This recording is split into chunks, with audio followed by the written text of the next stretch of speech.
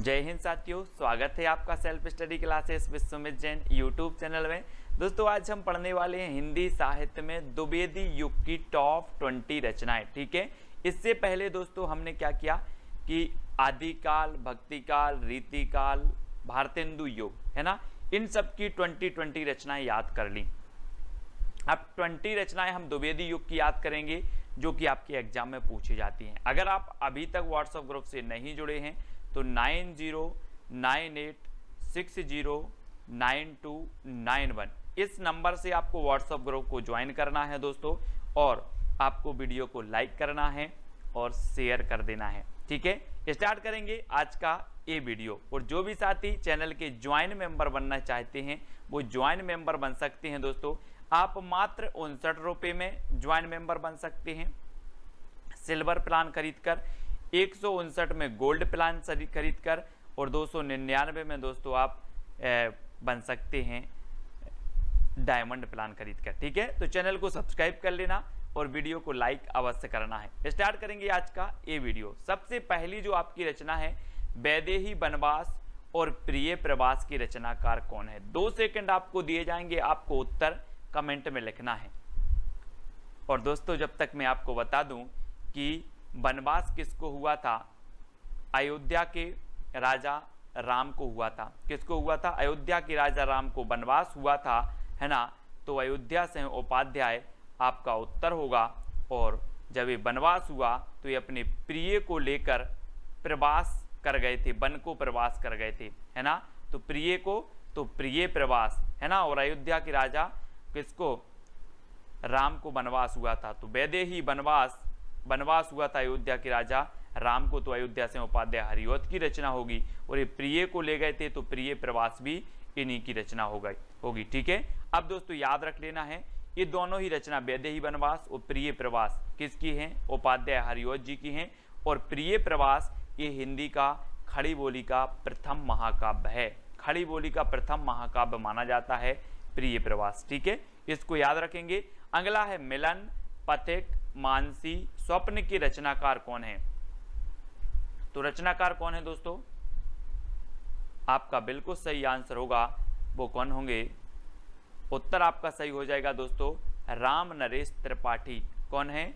त्रिपाठी। यानी कि आपका जो विकल्प नंबर सी है वो बिल्कुल सही हो जाएगा। ठीक है, मिलन, पथिक, मानसी और स्वप्न, ये राम नरेश त्रिपाठी की चारों रचनाएं हैं। इनको याद कर लेना, इनका क्रम भी यही है दोस्तों। मिलन के पथ में मानसी का स्वप्न देखा, मिलन के पथ में मानसी, इनका क्रम भी सबसे पहले मिलन, फिर पथ, फिर मानसी और स्वप्न, इनका क्रमबद्ध भी कई बार पूछा जाता है। तो आपको याद रख लेना, मिलन के पथ में मानसी का स्वप्न देखा, ये राम नरेश त्रिपाठी की रचनाएं हैं, है ना। कैसे याद करोगे? मिलन के पथ में मानसी का स्वप्न देखा, ये राम नरेश त्रिपाठी जी की रचनाओं का एक ट्रिक हो जाएगी जो आपको याद रख लेना है। और ये रचनाएं त्रिपाठी जी की हैं। ठीक है, अगला है दोस्तों कृषक क्रंदन के रचनाकार कौन हैं? दोस्तों आपको पता है कि जब इस प्रकार से पानी नहीं गिरता तो कृषक क्या करता है? क्रंदन करता है। और क्रंदन इसका ईश्वर के पास गया, क्या? क्रंदन गया। तो क्रंदन गया, तो गया से गया प्रसाद शुक्ल स्नेही, क्रंदन गया तो गया प्रसाद शुक्ल स्नेही।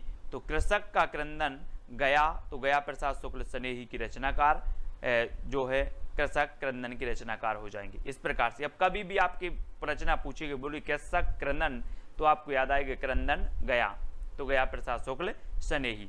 अगला हिंडोला की रचनाकार कौन है दोस्तों? 4 विकल्प है, 4 में से आपको बताना है। और आपको पता है कि आपको याद कर लेना है जगन्नाथ का हिंडोला, जगन्नाथ का हिंडोला, यानी कि जो सी नंबर है वो बिल्कुल सही हो जाएगा, जगन्नाथ का हिंडोला। तो हिंडोला रचना और ये किसकी हो जाएगी? जगन्नाथ दास रत्नाकर। ये देखो चित्र में जगन्नाथ का हिंडोला, जगन्नाथ का हिंडोला। अब कभी भूलोगे आप? नहीं भूल पाओगे। जगन्नाथ का हिंडोला, बोले हिंडोला रचना किसकी है? बोले जगन्नाथ दास रत्नाकर, है ना। सी नंबर आपका बिल्कुल सही हो जाएगा। अगला है संपत्ति शास्त्र की रचनाकार कौन है? दोस्तों 4 विकल्प हैं, 4 में से चयन करना है। और आपको पता है अगर आप महावीर की भक्ति करोगे तो आपके पास संपत्ति की कमी नहीं रहेगी। किसकी भक्ति करोगे? महावीर भगवान की भक्ति करोगे तो आपके पास संपत्ति की क्या नहीं रहेगी, कमी नहीं रहेगी। तो महावीर से बनेगा आपका महावीर प्रसाद द्विवेदी। ठीक है, महावीर से क्या बनेगा? महावीर प्रसाद द्विवेदी। इस प्रकार से आपको याद रखना है। ठीक है, बोले महावीर की भक्ति करेंगे तो संपत्ति की कमी नहीं रहेगी। महावीर प्रसाद द्विवेदी, इनके नाम पर द्विवेदी योग का नाम पड़ा था। ठीक है, भारत भारती की रचनाकार कौन है दोस्तों? 4 विकल्प हैं भारत भारती, और आपको पता है कि हम भारत भारती की शरण में हैं। हम लोग क्या हैं? भारत भारती की, माँ भारती की शरण में हैं कि नहीं है?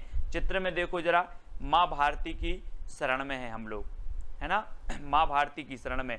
तो भारत भारती की शरण तो मैथिली शरण गुप्त, भारत भारती की शरण में है तो मैथिली शरण गुप्त, है ना, शरण गुप्त, मैथिली शरण गुप्त कि इसके रचनाकार हो जाएंगे, है ना। रस कलश के रचनाकार कौन है दोस्तों? रस कलश, ये देखो, रस का कलश औंधा दिया, औंध दिया, है ना, रस का कलश औंध दिया। तो रस कलश के रचनाकार कौन होंगे? औंध दिया तो हरिऔध, है ना, रस का कलश हरि के ऊपर औंध दिया, हरि मतलब भगवान, भगवान के ऊपर औंध दिया। तो रस कलश हरि के ऊपर औंध दिया, चित्र में देखो, हरि के ऊपर औंध दिया, है ना, औंध दिया ना, तो हरिऔध, रस कलश रचनाकार हरिऔध की है। ठीक है, अगला है काव्य मंजूषा के रचनाकार कौन है दोस्तों? 4 विकल्प हैं, 4 सेकंड में आप उत्तर बताएंगे। ट्रिक भी आपके सामने है कि महावीर का काव्य मंजूषा पढ़ती है। महावीर का काव्य कौन पढ़ती है? मंजूषा पढ़ती है। तो काव्य मंजूषा महावीर प्रसाद द्विवेदी, यानी डी नंबर आपका बिल्कुल सही हो जाएगा। अब महावीर का काव्य मंजूषा पढ़ती है, याद रखेंगे आप, महावीर का काव्य मंजूषा पढ़ती है ना। तो काव्य मंजूषा के रचनाकार जो होंगे वो महावीर प्रसाद द्विवेदी होंगे। अगला है दोस्तों रंग में भंग के रचनाकार कौन है? रंग में भंग, दोस्तों आप रंग बना रहे थे और मैंने मेथी डाल दी, मेथी डाल दी, तो आप बोलोगे यार रंग में भंग कर दिया आपने, रंग में भंग कर दिया, क्या डाल दी? मेथी डाल दी, तो रंग में भंग कर दिया। तो रंग भंग के रचनाकार कौन होंगे? मेथी डाल दी तो मैथिली शरण गुप्त, रंग में भंग कर दिया मेथी डाल के, तो रंग में भंग ये रचना किसकी होगी? मैथिली शरण गुप्त की। अधिकांश लोगों को पता है, ये नंबर आपका बिल्कुल सही हो जाएगा। ठीक है, अगला है शंकर सरोज और शंकर सर्वस्व के रचनाकार कौन है? अब दोस्तों यहाँ पर शंकर आ रहा है, यहाँ पर भी शंकर आ रहा है, तो उत्तर में भी शंकर आएगा। नाथूराम शर्मा शंकर, शंकर सरोज और शंकर सर्वस्व के रचनाकार कौन है? नाथूराम शर्मा शंकर हैं, यानी यह नंबर आपका बिल्कुल सही हो जाएगा। ठीक है, अगला है राम रावण विरोध की रचनाकार कौन है? दोस्तों राम और रावण का क्या है? एक दूसरे से विरोध चलता था, और राम और रावण के विरोध में कोई राय नहीं देना, है ना। मैंने कहा राम और रावण के विरोध में राय नहीं देना, तो कुछ लोग बोले सर राय देवी, अपन तो राय देवी, तो राय देवी, राम रावण के विरोध में अपन तो राय देवी, तो राय देवी प्रसाद पूर्ण, राम रावण के विरोध में राय देवी, तो राय देवी प्रसाद पूर्ण। ठीक है, ठीक है, राम रावण के विरोध में राय देवी, तो राय देवी प्रसाद पूर्ण, सा नंबर इसका सही हो जाएगा। ठीक है, प्रवासी के रचनाकार कौन है? 4 विकल्प हैं दोस्तों। आपको पता है प्रवासी मतलब क्या होता है? प्रवासी पक्षी नाम सुना होगा।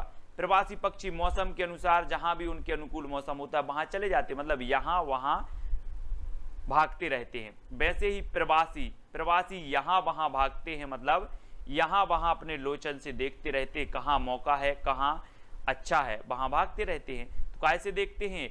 अपने लोचन से देखते हैं, लोचन से, प्रवासी लोचन से देखते हैं कि हमें किस ओर जाना है, कहां भागना है, प्रवासी लोग। तो लोचन प्रसाद पांडे की रचना हो जाएगी प्रवासी। ठीक है, याद रख लेना। अगला है वीर बालक के रचनाकार कौन है? नाथूराम शर्मा शंकर, लोचन प्रसाद पांडे, राय देवी प्रसाद पूर्ण, या फिर लाला भगवान दीन।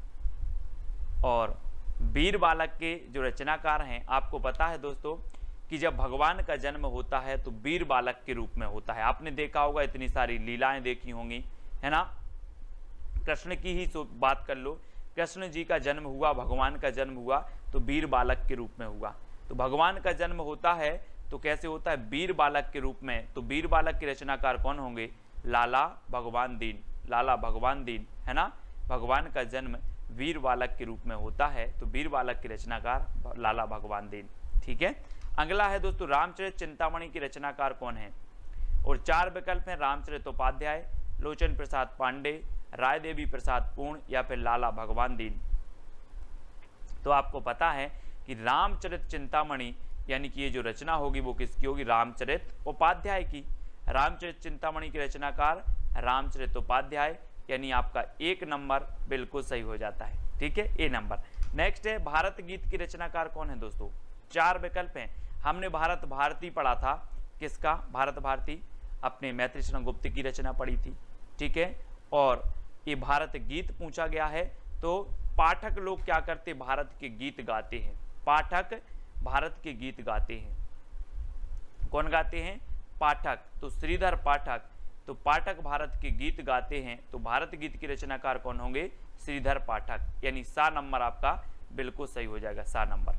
ठीक है, अगला है आवाहन की रचनाकार कौन है दोस्तों, आहान जिसे बोलते हो आप, आहान की रचनाकार कौन है, तो वो है बालकृष्ण शर्मा नवीन, है ना। और दोस्तों आज कृष्ण जन्माष्टमी भी है, तो हम कृष्ण का क्या करते हैं, आवाहन करते हैं, कृष्ण जी आओ मेरे मन मंदिर में विराजमान हो जाओ, है ना। इस प्रकार से क्या करते, आवाहन करते हैं, कृष्ण जी आओ और मेरे मन मंदिर में विराजमान हो जाओ। तो किसका आह्वान करते हैं हम, कृष्ण का, तो बालकृष्ण शर्मा नवीन की रचना कौन सी है, आवाहन, है ना, यानी बा नंबर आपका बिल्कुल सही हो जाएगा, बा नंबर। नेक्स्ट है यशोधरा और साकेत की रचनाकार कौन है, 4 विकल्प हैं और 4 में से चयन करना है, और रामचरित उपाध्याय, बालकृष्ण शर्मा नवीन, मैत्री शरण गुप्त, लाला भगवान दीन। तो आपका बिल्कुल सही आंसर होगा दोस्तों कि यशोधरा और साकेत ने मैथिली, है ना, जब 10वीं पास हो जाती है उसके बाद सब्जेक्ट लेना पड़ता है इस प्रकार से, तो यशोधरा और साकेत ने क्या ली, मैथिली। तो यशोधरा और साकेत की रचनाकार कौन होंगे, मैथिली शरण गुप्त, मैथिली शरण गुप्त। अब याद रख लेना, यशोधरा और साकेत ने मैथिली, यशोधरा और साकेत ने क्या ली, मैथिली, तो मैथिली शरण गुप्त की रचना होगी। एक खंड काव्य है यशोधरा और ये साकेत महाकाव्य है, इसमें 12 सर्ग हैं, है ना, याद रखना।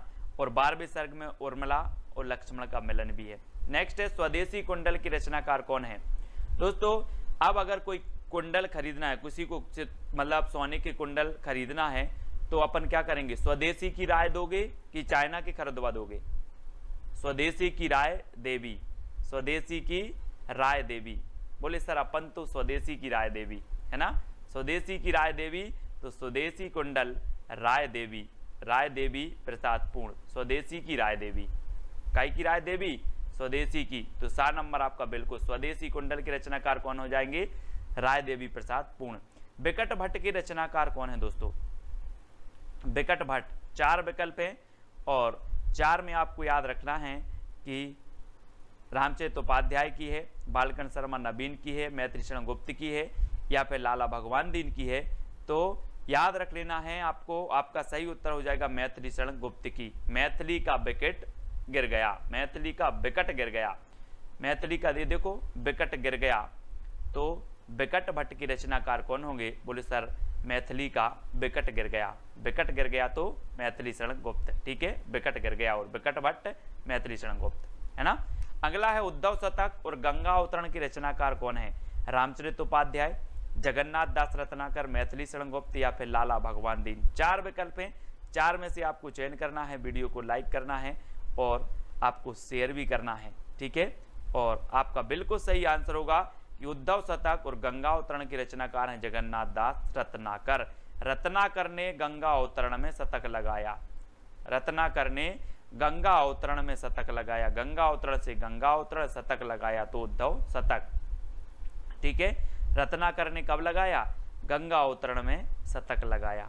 ठीक है, ये चीज आपको याद रखनी है दोस्तों। और चैलेंज प्रश्न है, जकी किसका उपनाम है या जकी उपनाम से कौन लिखता था, ये चैलेंज प्रश्न है आपको, इसका उत्तर सभी लोगों को कमेंट में लिखना है। और दूसरा, मैथिली शरण का उपनाम क्या है ये भी आपको लिखना है, जगन्नाथ दास रत्नाकर का उपनाम क्या है ये भी आपको लिखना है, नागार्जुन का उपनाम क्या है, जयशंकर प्रसाद का उपनाम क्या है, ये चारों विकल्प के उत्तर आपको ही बतानी है, ठीक है।